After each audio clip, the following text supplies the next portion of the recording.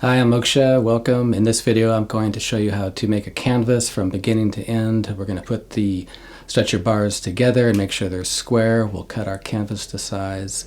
I'll show you how to stretch the canvas properly, and then finally we'll gesso the canvas. And in the end, you'll have a fabulous painting surface ready to go. This is an essential skill for any artist to know. Not only can you create your own painting surfaces, but you can also stretch your own canvas prints that you've made and save a ton of money. So, super cool. Let's just get into it. Here we have our stretcher bars. These are medium duty canvas stretcher bars I got from Utrecht online. And I think it's fairly explanatory how these go together. You can see they're made to connect to each other pretty easily. Sometimes the fit is pretty snug, and I put them together by hand, and at the end, if there's a sticky joint, I'll use a rubber mallet or a hammer to get them to fit together. So put them all in place. You can kind of check to see if it's square by eye, and then I'll either use a square initially, or the best way, of course, is a tape measure. You measure corner to corner, and this will give you an accurate indication if your frame is square or not. Now when you're done with that, you'll set it aside for a minute and lay your canvas out. Here I have a nice piece of heavy cotton canvas, and you'll wrap the edge of the canvas around and make sure it's even with the inside edge of the stretcher bar. And you can do that on two sides. If your canvas is bigger than you need it, the other two edges will have to be cut first. One of the nice things about canvas is that you don't have to cut all the way across and try to get a straight line. All it really takes is a little nick, and then you can just rip it. So I'm measuring the top edge there to make sure that I have the same distance on the bottom, and cutting it, and then as you can see, I just get to rip it. It takes a little trust, but it works every time. Just one of the laws of canvas. So I'm checking the right edge now. You can see there's a little extra. Again, I'll just make a little nick and rip off that extra piece. This doesn't have to be, it's not an exact science. And then one last thing I like to do before I get ready to stretch is just check to make sure the frame's still square. Sometimes it gets bumped and things go wrong. So the first thing to notice when you're ready here, if you look at the stretcher bars, there's a big lip on one side. That is the facing the canvas, so you're going to lay that down. And now we want to line up the frame to the canvas, and that's easy to do by just folding our edges up over the bars and make sure that they look about even on all sides. The only tools you need for the job are a good stapler like so. You're going to need extra staples. I use 5/16, but they can be shorter or longer. It doesn't really matter too much. And then you're going to need canvas pliers. Ta-da! And sometimes you need a hammer. If the staples don't go in all the way, you gotta tap them in. You may think it's cheesy I'm leaving the sticker on here, but they're a pain to remove and you don't see them, so I just leave them on there. So we start by folding the edge closest to us up over the stretcher bar. And you don't want to pull yet. Just folding it over, and you're going to put a staple right in the middle. And then directly across from that staple on the other side, you'll put your second staple right in the middle. And then I'm going to make this easier by rotating it towards me. So I'm carefully grabbing the canvas and kind of grabbing the frame at the same time and rotating it so it's facing me. And I'm going to repeat that first step with the second staple. This time I can pull slightly. It's hard to describe how hard to pull in words, but if you tug on it a little bit, you'll see it kind of move on the other side, and you want it sort of snug, but you don't want to pull very tight yet. This is why we're not using the pliers, because you need to really feel the tension with your hand. So pull it, wrap it over like you did, put a second staple. two sides down. And now I'm going to repeat those steps with my two shorter sides. I don't have a staple directly across from here, so I'm not pulling at all. I'm just wrapping the canvas up over the frame. The corners get messy. Put a staple right in the middle. And then, like we did before, we'll rotate the canvas towards us.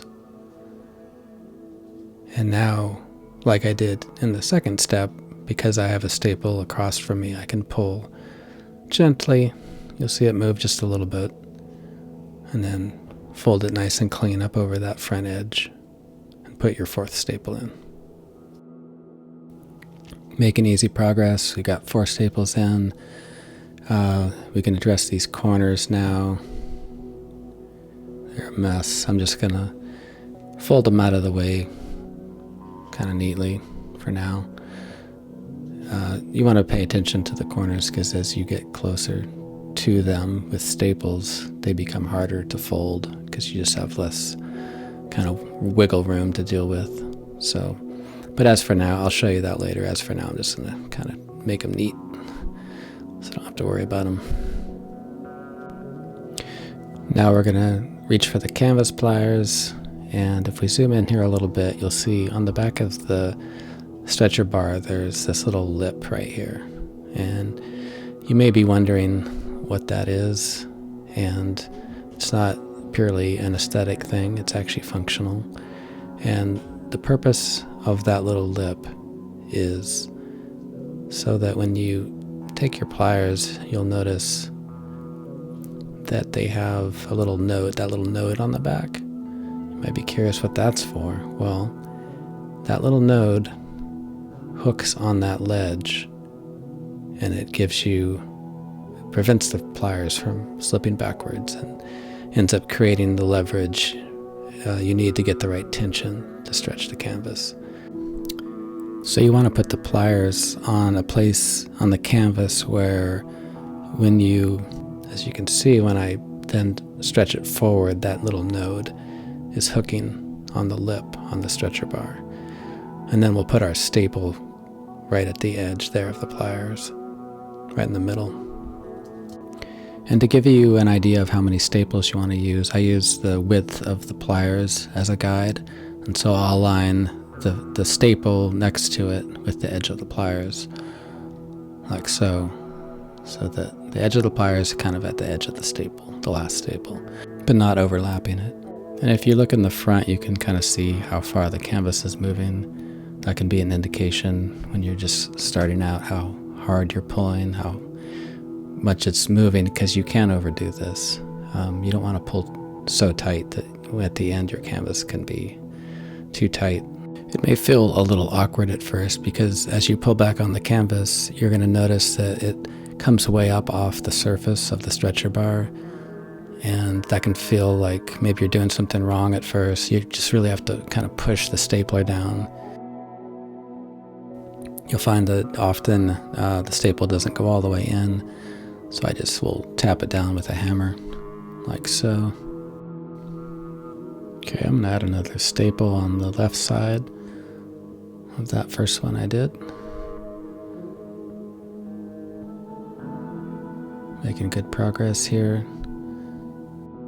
And you'll notice there's a little wrinkle here in the middle because the middle staple was not pulled as tight as the ones on the left and the right of it. And so that's an easy fix. You can take the staple out. I've got this little pokey tool called an awl. You could use something else if you have it. Get under there, just pop that staple out. It's not a big deal. And instead of using the pliers, I'll just pull it tight with my hands so there's no more wrinkle and replace that staple. Piece of cake. And we'll turn it around. We want to replicate what we did on the other side, so I'll put in a staple on the left and the right again of my middle staple. This is becoming pretty straightforward, I think. You'll get the hang of this in no time.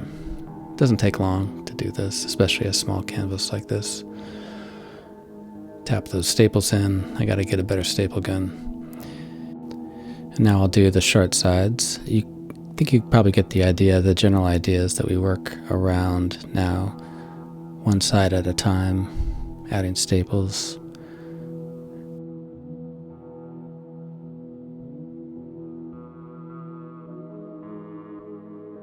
We're back where we started, and I think what I want to do now is I'm going to add 2 staples on each side of the middle, same on the front and on the back here. And the reason for that is because on the longer sides, if I just put the same amount of staples on each side, I would be done with the short sides way sooner than the other side. And what this is doing here is, if you want to sort of understand how this works, is it's sort of a game of averaging the tension across the canvas. And so you kind of have to just average that. You want the distance from the end to sort of look about the same if you want kind of a visual representation of how this works. So I'll put a few more staples in until we get close to the corners, and then I'll pause and show you how that works, because you kind of have to be mindful. As you get closer to the corner, it just becomes harder to work with, so we do it now. So let's say your corner looks like this. You take one edge and you kind of fold it underneath. Doesn't matter which edge you start with. And then there's a lot of extra material here. You want to pull up the other side, and you want it to be straight, kind of up and down with the corner. So you might need to pull from the back like that to get a little more canvas to work with, and then fold it over. And your corner will look kind of like this. I'll fold my other corners up, and then I'm just going to add some more staples here till we get to the end. Goes pretty quick. Now here, we're towards the end, and we don't need the canvas pliers anymore. I can get enough tension just pulling with my hand.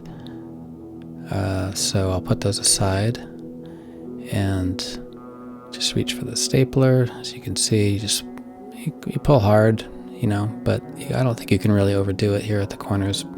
You don't have to go crazy or anything. I'll put a final staple kind of underneath that lip there. You want to get the staples right to the corner. So I'm just sorry about my hand in the way. Pull it tight, staple it, make sure it's nice and flush. And then I'll put a final staple in line with the other ones here, right in that corner. And then just to kind of pin that little floppy bit down, I'll do one final one to nail it down. And there you have it. There's a finished corner. Hopefully yours looks kind of like that. Fairly clean and neat. And voila, our canvas is stretched. Look at that. It's not a bad job for a little guy. Flip it over. Looks good. Test the tension on the front. Might sound a little bit like a drum. That's a good sign. And when we add gesso here on the next step, it will tighten up quite a bit too. So if yours is maybe feels like it's a little bit loose, it might be okay. Once you add the gesso, it'll tighten up. So let's go to that process now. If you've never gessoed a canvas before, it's pretty straightforward. It's not too hard. You just need a good gesso. The brush is what matters more. This is a kind of a short Bristol brush. I got it at an art store. You can find something at Home Depot, but I would just avoid this kind of brush, the nylon ones with the long bristles. They work, you can get them to work, but the paint just doesn't move quite like it does with a nice short Bristol brush like this. So crack that gesso open, and let's do it. This is pretty straightforward. We're gonna do one even coat and then let that dry. Maybe we'll give it a light sand. It's not as important to sand on canvas as on a board, but I sometimes do it anyway.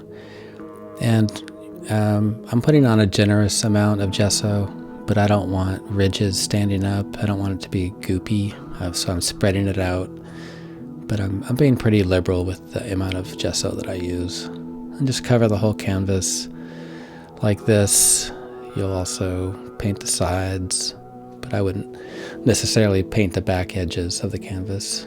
It's not important. You just want it to look nice. Your front surface is the most important. So that's the coat 1 down. We're going to let it dry. And then the big problem you'll encounter is because the gesso dries so quickly, if I just lay this brush down while I wait for it to dry, it's going to be dry on the brush and ruin it.